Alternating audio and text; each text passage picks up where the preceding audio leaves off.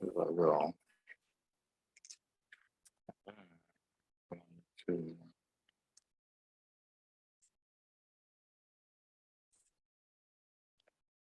Uh,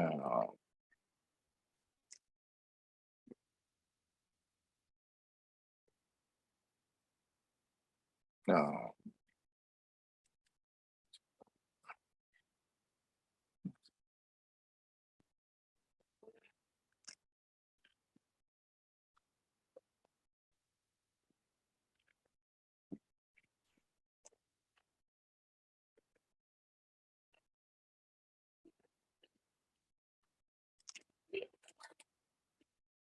No. Hey, Hey,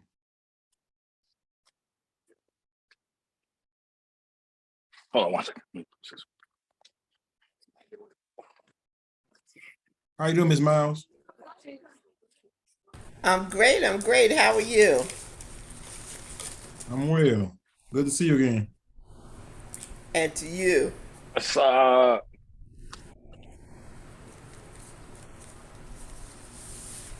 am doing double duty, making this happen. Praise the Lord. I see you're not in your humble abode. Nah, so Voices of Carmen has a performance today, but originally it was at 1 o'clock. They switched it to 4 o'clock. Uh-oh. I was like, look, I got to do two things at the same time, wife. It's a hard conversation to have with your wife. Yeah.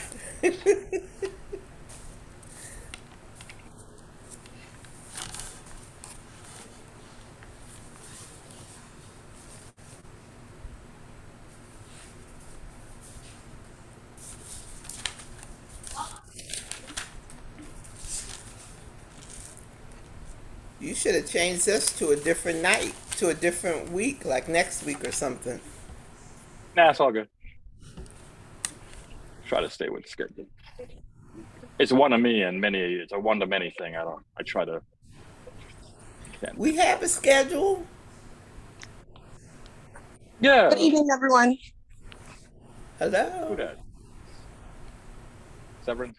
Hi there. How y'all doing?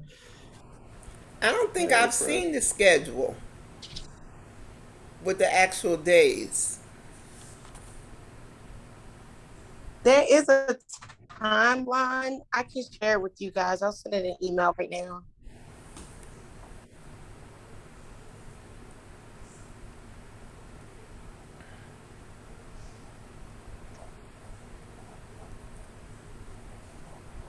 Miss Haywood.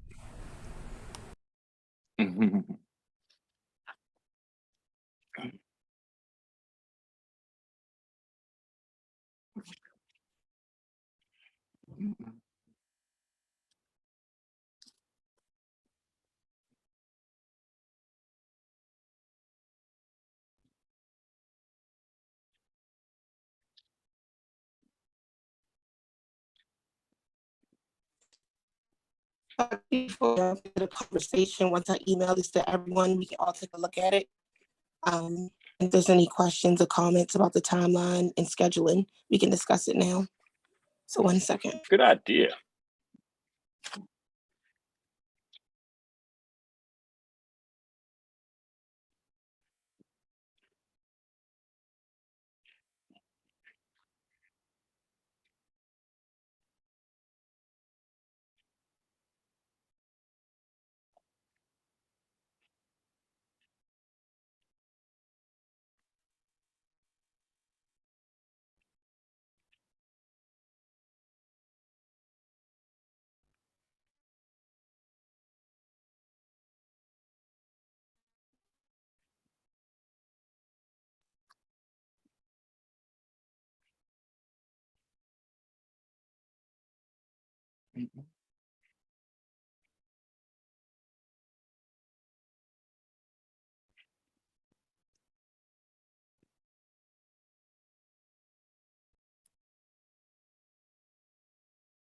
Okay.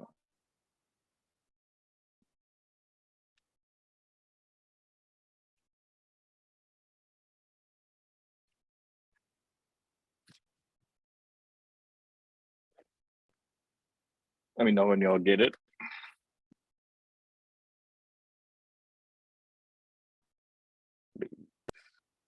I got it.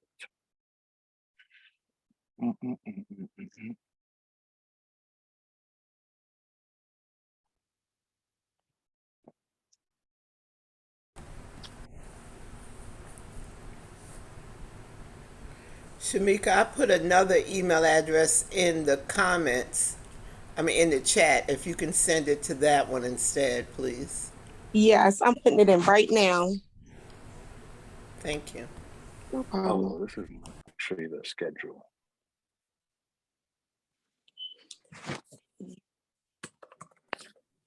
So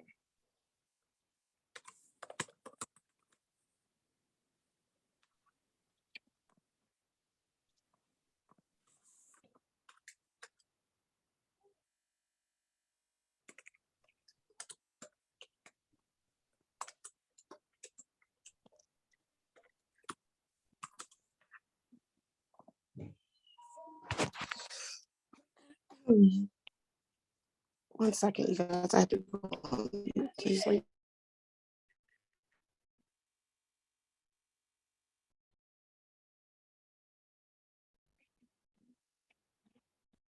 um,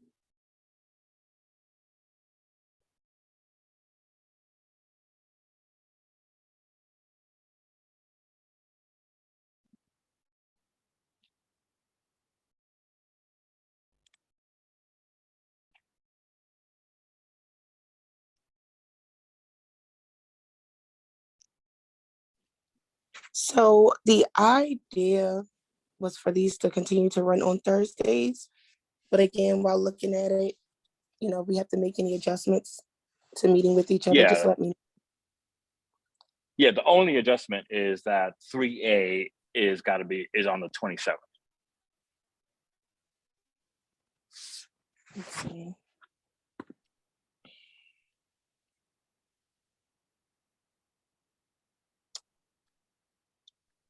And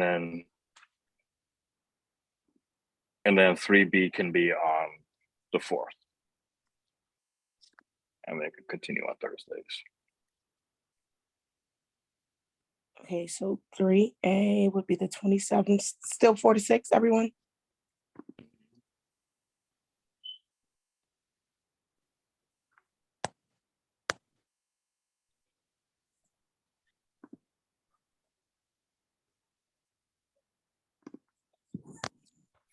So the August 8th is a Monday. No, that what we sent you was our timeline. So it's those it's those weeks. So the Gotcha. August 8th week is going to be the Thursday of that week. You mean the So first pregame for the Ravens? You mean that the 11th that day? oh, is that what that is? I'll write you a note. For you? You writing the note for you? Because I'm gonna be at the game Yeah. Yeah. No, I'll write a note for you that you're gonna be absent from the class. I understand. from the class. Yes. Yeah. Thank you. So go over the dates again, because I want to make sure, because I had them in my calendar already. So we're Okay. talking about next week, it'll be the 27. Uh-huh.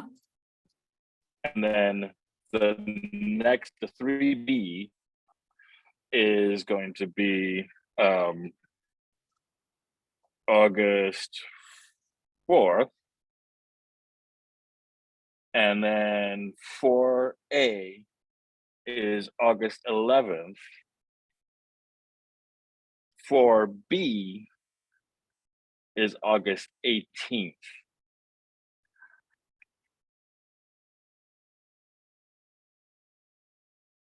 Okay. And then that's also the payout after session 4B. Checks will be in the mail. And then 5A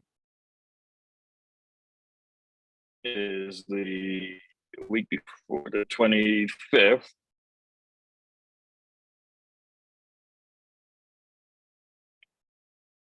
And then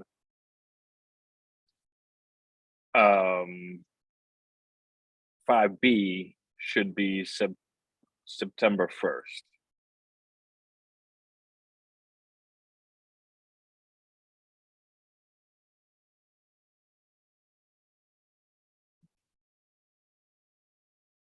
And I'm going to hold it there because there's still some negotiations going on.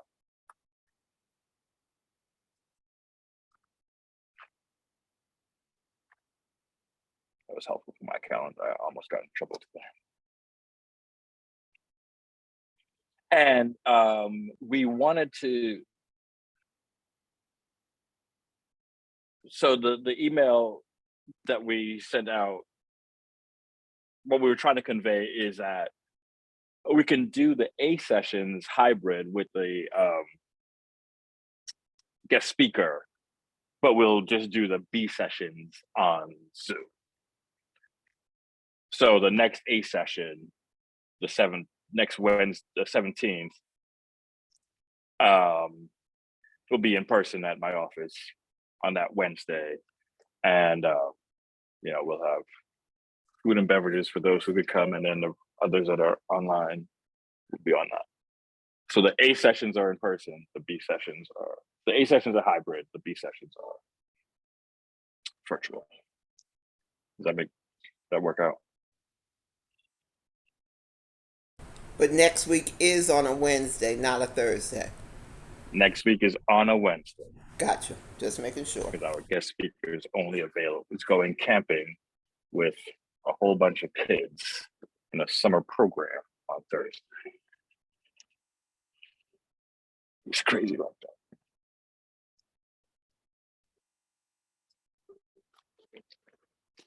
Okay. So let's talk about last week. As the movie says, I know what you did last week. It doesn't say that. It says I know what you did. Wide angle is waiting in.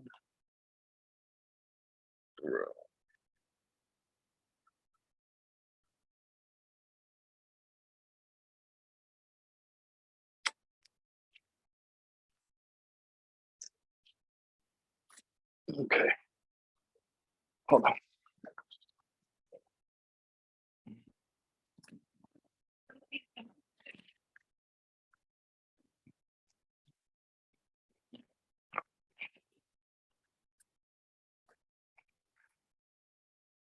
So, any thoughts about Larry? And did we get a chance to look at the strange fruit paper?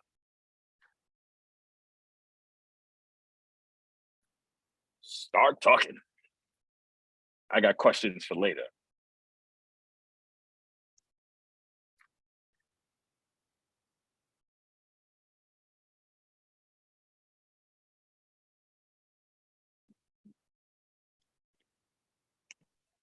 Well, I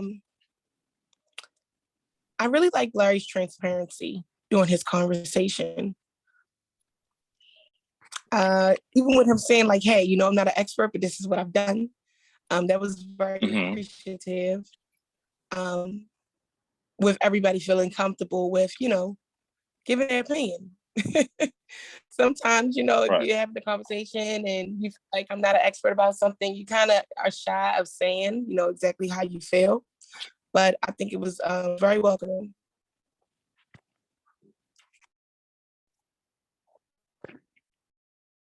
Awesome. In the chat, I did send the link to what you were talking about, Winston. His campaign. What's the name of it? Nobody asked me. Yeah, nobody asked me. Yes. And so, did anyone have a chance to look at it?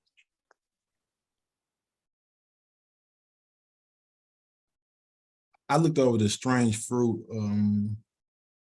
paperwork, and it was definitely interesting, definitely shining a viewpoint on the students and how they feel about some of the situations. And some of the answers that they are articulating are direct answers from the consumer and kind of things that you kind of take for granted because we know it, but then to hear it again kind of gives you like a gentle reminder of like, hey, we need those things. Like the coat, or basically like the heating and cooling situation with schools, period, about how some schools are too hot in the summer and then too cold in the winter. So it's not really a place where you can really focus solely on education because you're cold or you're hot, you don't have the proper temperature base.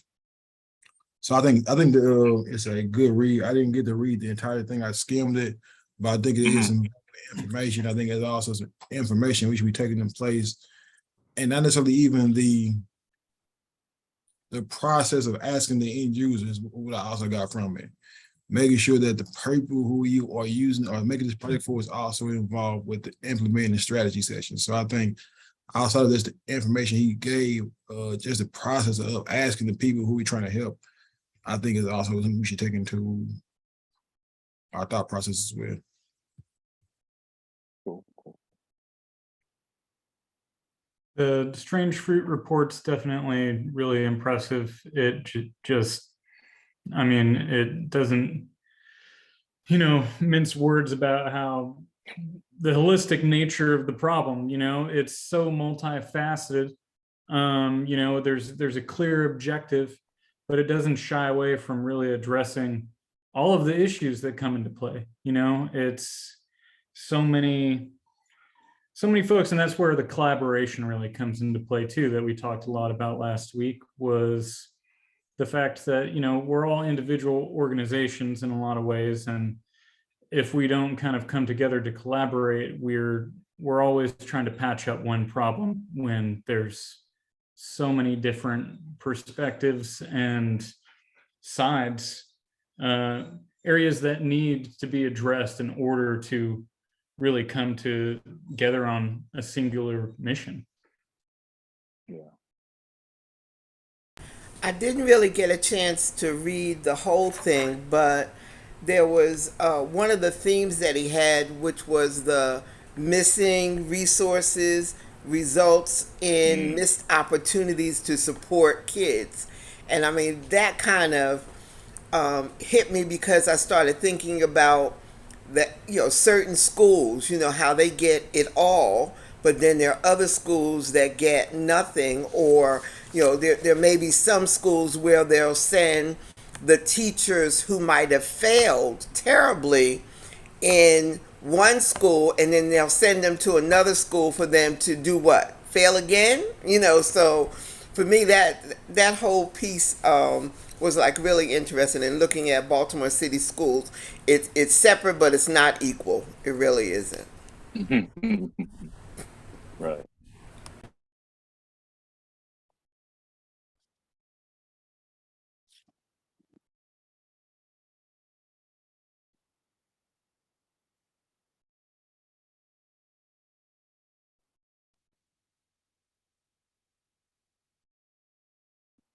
Miss Gorham, you are thinking hard. I mean, you are stroking your chin. You about to you headed to midweek service. You about to do something. It's been a long week. It's been a very long and very Got it. difficult and trying week. So forgive me. But overall, No worries. I work with Larry in a bunch of different things. Right. I'm a fangirl, so one of his biggest fans. I think his work is Oh, incredible. we're getting waves in the back. Let's wave back to the kids in the back seat. Make sure they're seen. We see you. Exactly. So I think the work that he does is incredible. Eat your food, please.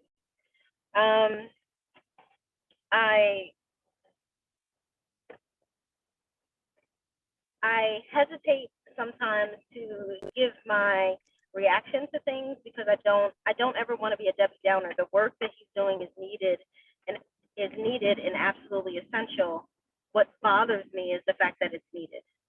What bothers me is the fact that he has to highlight, he has to be given the passion to highlight the voices of the people that these organizations within Baltimore City say that they serve, but they don't ask them anything. There's no autonomy, there's no respect for their story, there's no respect for their data, there's no respect for them as a human. So I have that struggle going on internally, where it's like, it's fantastic that he has this and he would is able to, and he's able to do this work, it's fantastic. And then it's also terrible, and it is a slight on nonprofits altogether, the fact that the very people that you say you serve haven't listened to. So both of those things Mhm. stand up for me, that their stories, the opportunities to serve them in ways that are empowering, I don't want to say empowering because the power is there, but is amplifying of their power that they already have intrinsically.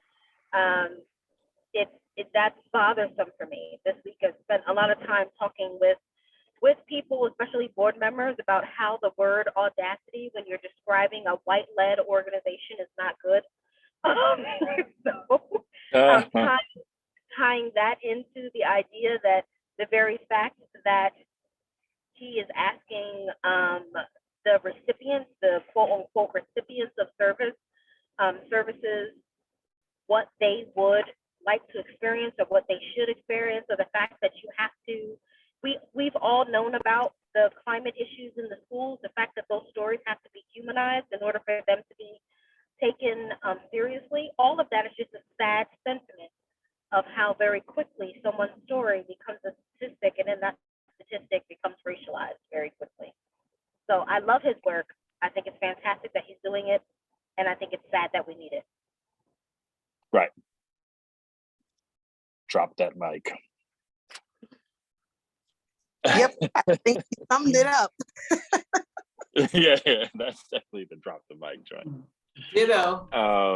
I think the other part of Thank you, that Karen. is, how do we get the message out? That's the thing for me. It's like, had I not attended the session the last week, I would have never known about this document. I would have never known that it was available. So it's like, how does it get into the hands of folks that might be able to impact and do something about it? I think that was something that I was kind of thinking about, is like, where's the parade? Where's the activity? What is it that we can do to make sure that everyone gets the information so that change can be made? Well, I was sitting down the street from Mondawmin Mall when the first stone was thrown back in 15. And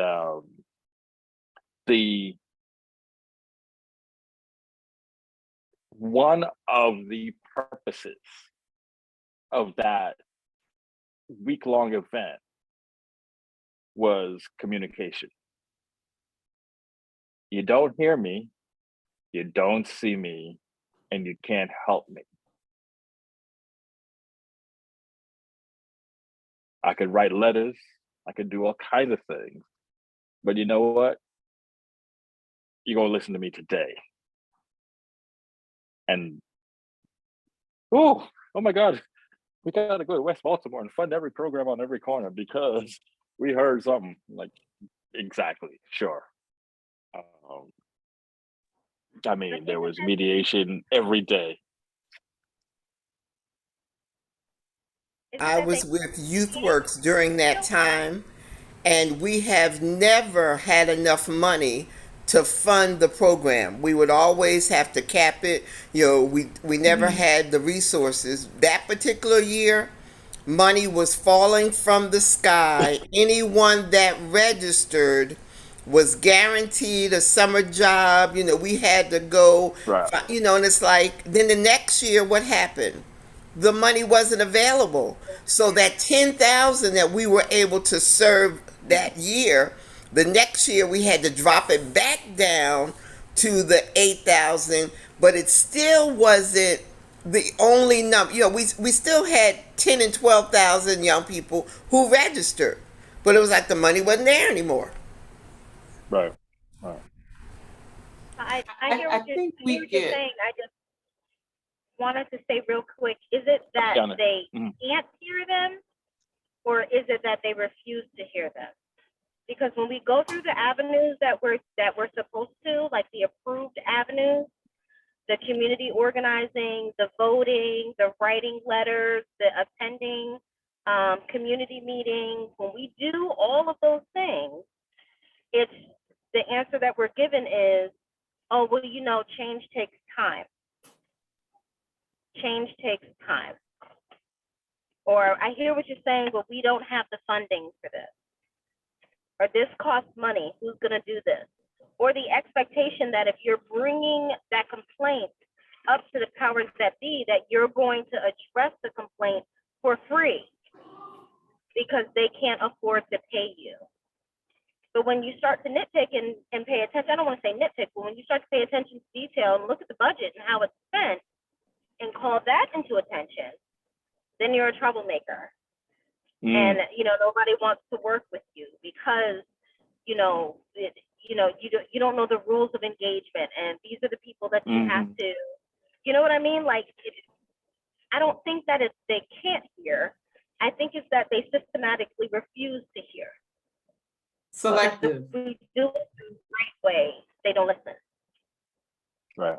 Selective about what they hear. Very selective about what they hear. And I think one of my frustrations and observations is that, we need to bring it all the way down to folks that represent us or who say they represent us. Our, councilmen, congressmen, all the way up the chain. And we need to start holding them more accountable to what our needs are. Okay, so if I don't know the rules of engagement, who designed the rules? Who designed the rules, and why don't I know what the rules of engagement are? We go to, okay, this is the standing operating procedure. This is how you're supposed to contact your councilman. They don't respond. I knock on your door. Oh, you're out of control, you're out of order. You're not supposed to just, step over this step and come knock on my door. Who do we hold accountable? And when we start, organizing and bringing people to hold them accountable, and you're right, we are troublemakers. But the real issue is the outcomes need to impact us as the citizens, as the taxpayers, as nonprofits. We do our share and then some. For almost all the time, never having enough money to do so. And, and according to the federal government, they've given enough money to the city of Baltimore or to a particular issue. We here at BOC had a jobs project as a result of the Freddie Gray stuff, to train and hire people in the hospitals as community health workers and peer recovery specialists. And last January, we were told, that's it. The money dries up effective June 30th, bye. It's like, well, wait a minute. We still need to, and you're not going to give us at least a year to wind down from this? Nope, that's it. It's over. So, yeah. So that begs the question then. So this section is about stakeholder mapping and defining these groups of community that are either contributing, observing, or reacting to integrated workforce data that can tell, once we ask the right questions of the data, we'll be able to, these answers will be available to the different stakeholders. So for the purposes of the recording, because besides Shamika, I'm not writing anything down. We have, let's start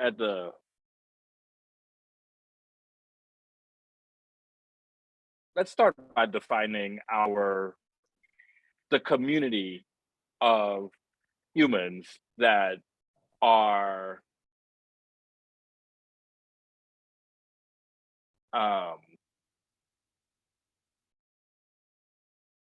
in the workforce ecosystem.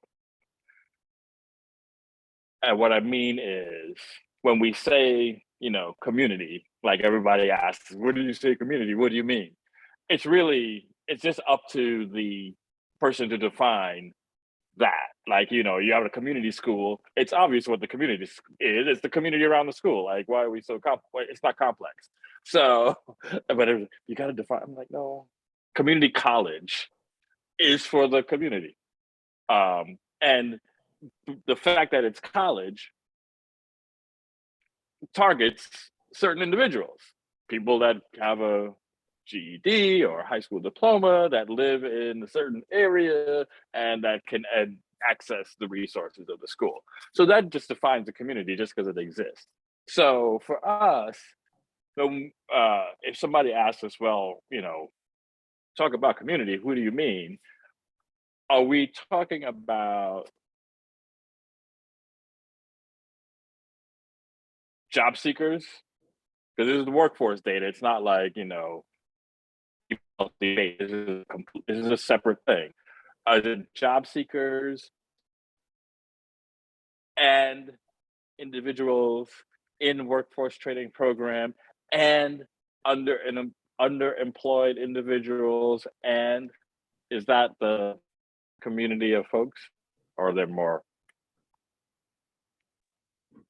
I think of community in three levels: micro, meso, and macro.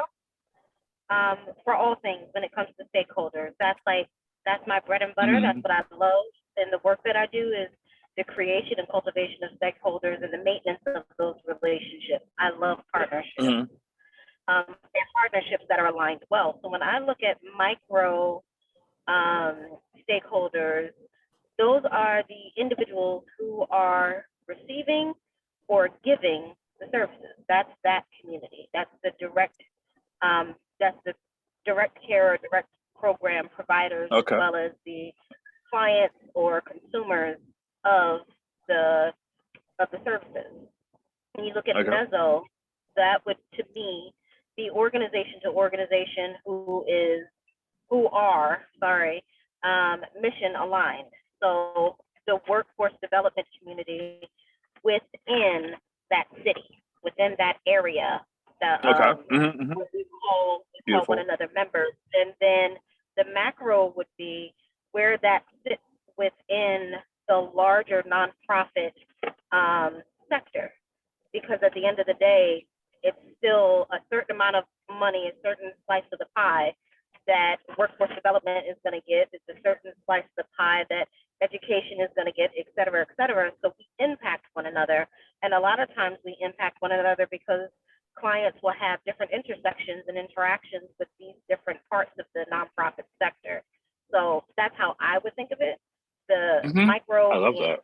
People speaking, meso would being a mission-aligned organization, other workforce development organizations, or experts, and then macro would be where this sits in the nonprofit industrial complex in the city. I've got no argument with that.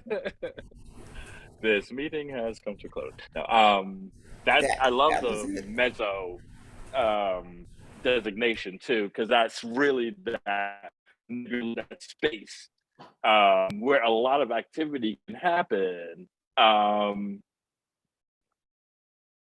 It's kind of like the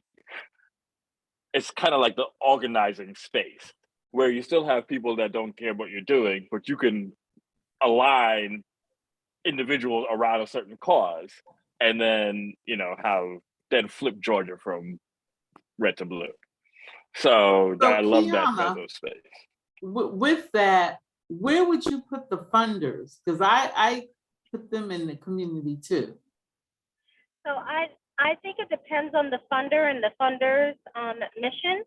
We have funders who are absolutely stakeholders, meaning that they do more than just give money. Right. They are active and very passionate about the delivery of service, and actually will come and serve those individuals. Those types of funders I would put at the micro level. Then you have meso level, and for the sake of me just being blunt, the meso level would be folks that are in between, meaning like when I think about I'm on the board of the BCYF, and yes, we do go to the site to go see what they're doing for the funders. I mean, the reception, those that have received fundings from us. We're not serving in their program as board members as of yet. We're not doing that. So I would say that we are mezzo because we're still concerned. We're going to come visit, but we're not necessarily all hands in. Let me get in here and help with your programming. And when I look at macro, I'm gonna be looking at the municipal monies that come in because they just do nothing but write a check. The national philanthropy organizations, when they're not involved all the way down to the grassroots level, that's going to be macro. They're giving money, and that's great, but I think it depends on their level of involvement. But of course, everyone is not going to agree with my view on this. Because I don't believe that funders should fit in every single one of these. Some funders, it's totally inappropriate for them to be involved in programming. Right. It's inappropriate. So it depends on the relationship and what their mission is overall. Okay. Do you have a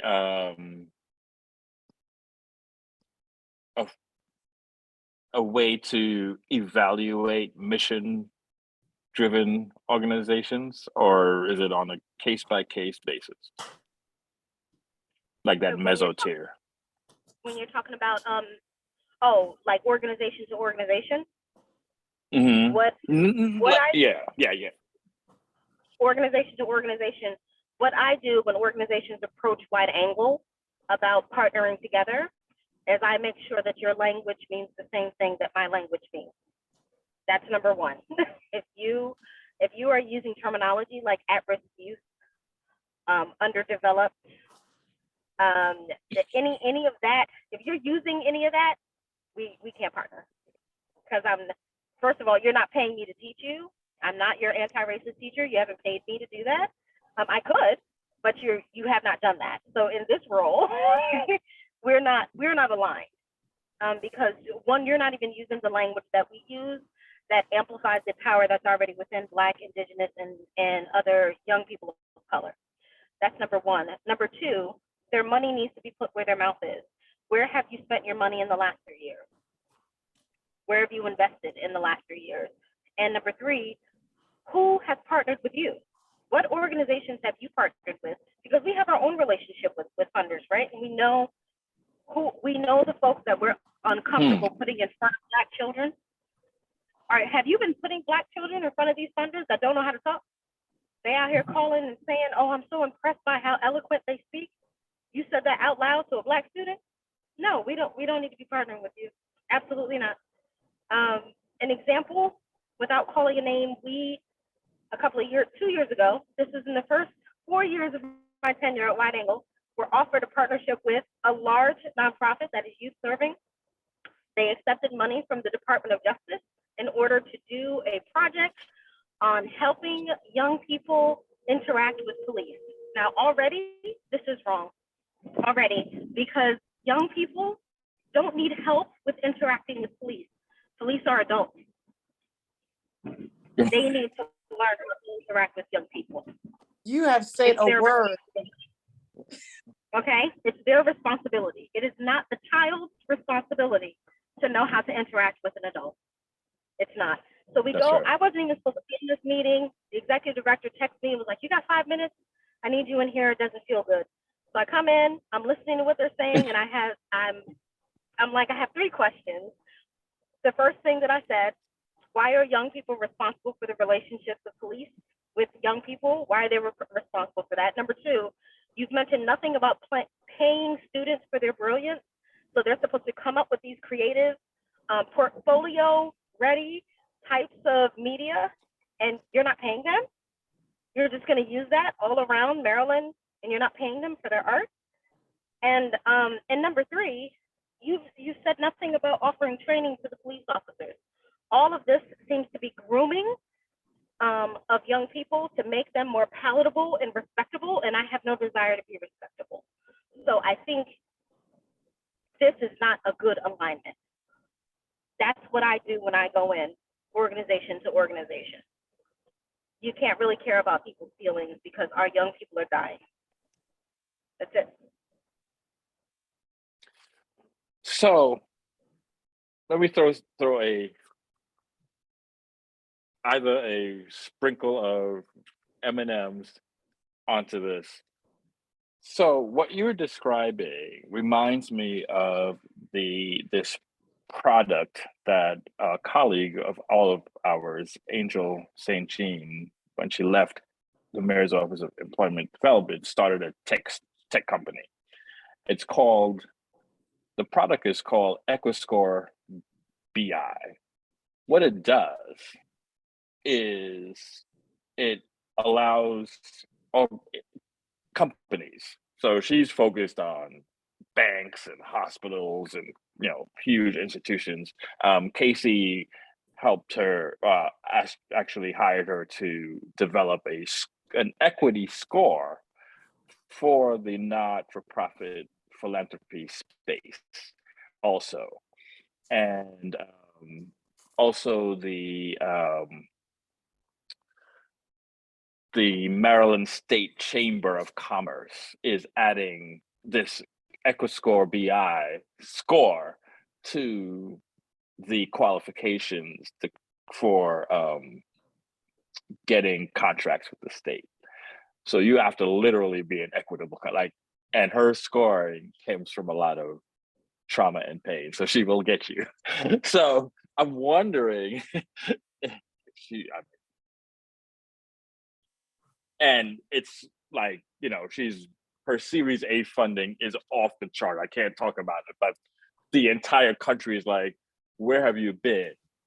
So I'm wondering if it's, that or something like that is also a part of partnering with, finding out what alignment looks like in our space, something that can actually be measured and repeatable and efficacious, et cetera, et cetera.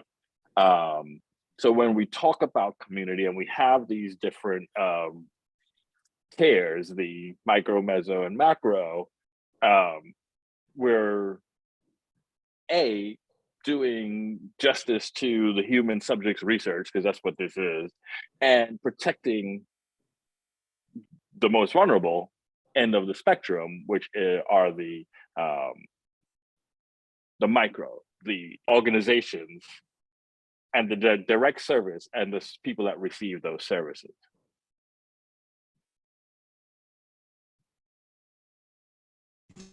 That might be interesting. I haven't seen it. I've heard of Right. it. I haven't seen it.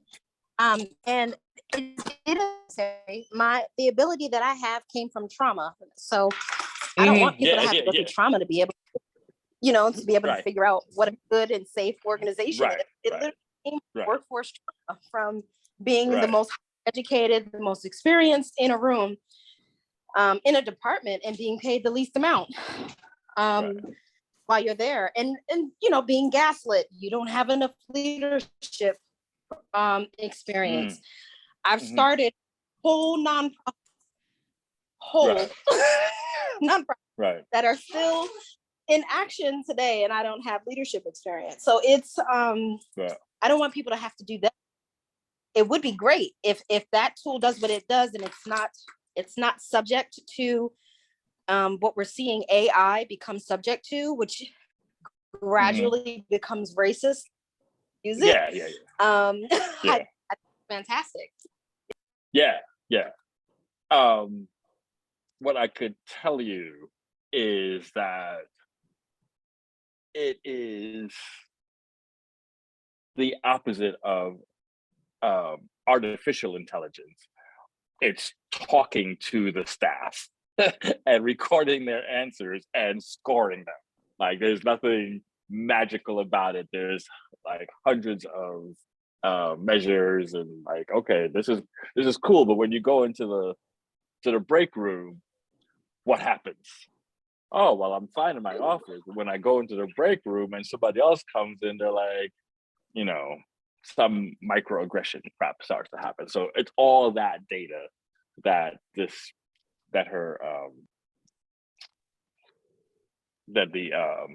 EchoScore BI thing does. But I'll share the hot sheet with you guys to take a look. And you know, like Diane Bell McCoy started to work with Angel on a less rigid, because this sucker is rigid. It's like getting baptized, like every sin you've ever committed will come out. And so there's I think the nonprofit version is, you know, has a little bit more space in it, but I'll find out and I'll share that product with you all. So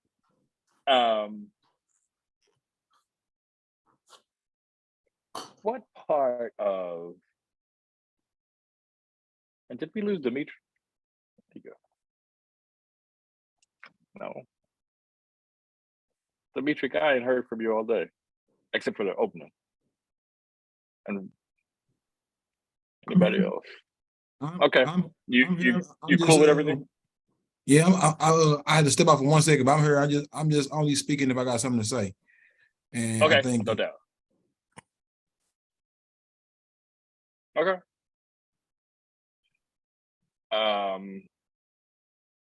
So yeah, so what we're hoping to come away with today, and we might be there already because, you know, it doesn't have to take all day, is really defining those different groups. So what we have on our recording that Shamika, bless her heart, is going to extract is basically the micro, if we're all good with it, the micro, the meso, that space in between, and then, you know, the Kellogg Foundation and the city of Baltimore, like this other, you know, halo effect of, you know, influence in the workforce ecosystem. Does that make sense? Okay. Yes, Does and that make sense to you? I can't wait to build an actual graph or a chart, however I put this together in this report, so it can be extra. Okay. Yeah. I know that's right. I know that's right. All right. I'm sorry. I'm not trying to give anybody extra work. Oh no, this is the work. Yes. This is great. Yeah, You just made it easy. You made it easy for us. You packaged it very nicely. All we have to do is take that part right there. We done. We could actually really sign off. We finished. All right, good. I'm Yeah. gonna give you back your 5 o'clock, yo. Yeah, I appreciate. Good. I'm happy that that's the case. This is, like I said, this is one of the very few areas where I am extremely passionate about, because I've seen a lot of misaligned organizations. Yeah. And when I go in and look at it, I'm like, how did you not see that this would not work? Right. How did you see it? So money can be a cloud, but if you look past that, if you look past that, you'll start to see whether or not that money is worth it. I definitely appreciate all of, you know, this conversation and this insight, because I think it was on our first session, there was like a checklist of, practices for, collecting data, and what kind of information are you trying to collect, and what questions are you asking from it, and whether that's really, whether you're approaching it with equity, as a priority. And, it hurts to say that there's so many data points in my own organization that we're just wrong for even being interested in many times, or that we're required to collect. And I think it was something Karen said last week that resonated with me about like the RFPs that require like some totally bogus metrics that you just got to track down and keep anyways. And for an organization like, a small one like mine, is no one really was aware of the kind of implications that surround the kind of data that you collect, and how you let that data that you've collected shape your vision of not just your organization, but your clients and their needs. Mm, This is all stuff that like I'm very interested in taking a closer look, especially that EkiScore BI. Because this is all Yeah. kind of information perspective that I want to leverage when I come to my directors with perspective about why we're getting tied down with the strings that are attached to our funding. yeah. And I think some of those that perspective in particular at M&D is gaining some traction right now, because especially with our youth services programs, where there's so many Yeah. strings tied up, where you got to collect so much documentation, XYZ, jump through like how many flaming hoops just in order to help Baltimore youth. Yeah. That Department of Labor is a mess. Yeah, it's we're looking at realistically, like we got to start saying no to some of these. We got to start learning how to say no to some money in order to actually do effective work. Right. Because complicit participation is complicit. And it's a matrix. You got to figure out what works. But yeah, I hear you. I had a conversation with organization in East Harlem that's just like wrestling with these Department of Labor grants for young adults, and the guys, the program director was like,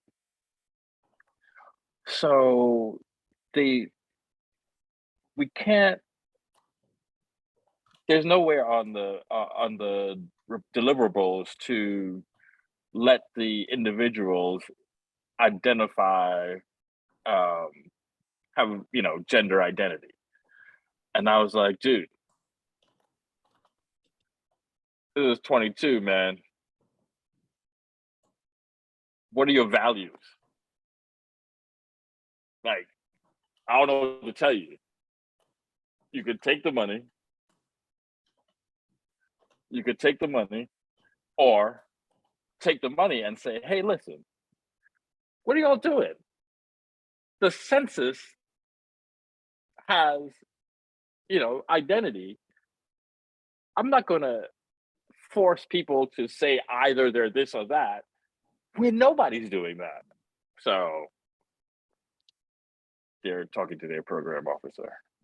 And I'm sure a lot of people are, the program officer is not sitting there trying to look at every application. And, these applications are from like 15 years ago. So they just come out. But, you just got to bring it to people's attention. But anyway, yeah, definitely, Fred. All right. So I'm not mad. I think we got some good answers.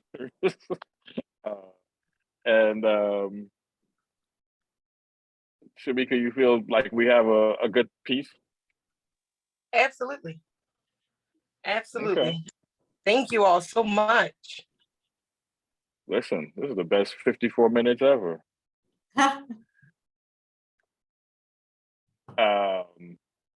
Well, may the Lord bless you and keep you. And listen, I know the whole joint. I've played in every denomination Why was I joining on in the though? planet. Why was I joining in? You saw my hand up. Exactly. May his face shine upon you and be gracious unto you. And give be you The Lord gracious lift up unto his countenance you, upon give thee you and give peace. thee peace. That's right. I'm at Kevin Slayton's church right now. I'm at Northwood Listen, AME. you cannot get away from it. No. On my way to choir rehearsal currently. About to be on my way. I All played right, y'all in go ahead. Adventist church, the AME church, the Methodist church, the non-denominational church, the mega church. I've played everywhere. All right. So thank you, everybody. We will see you next Wednesday. You. Thank you. Bye. Bye-bye. Thank you, everybody. Bye. Thank you, everyone. Bye.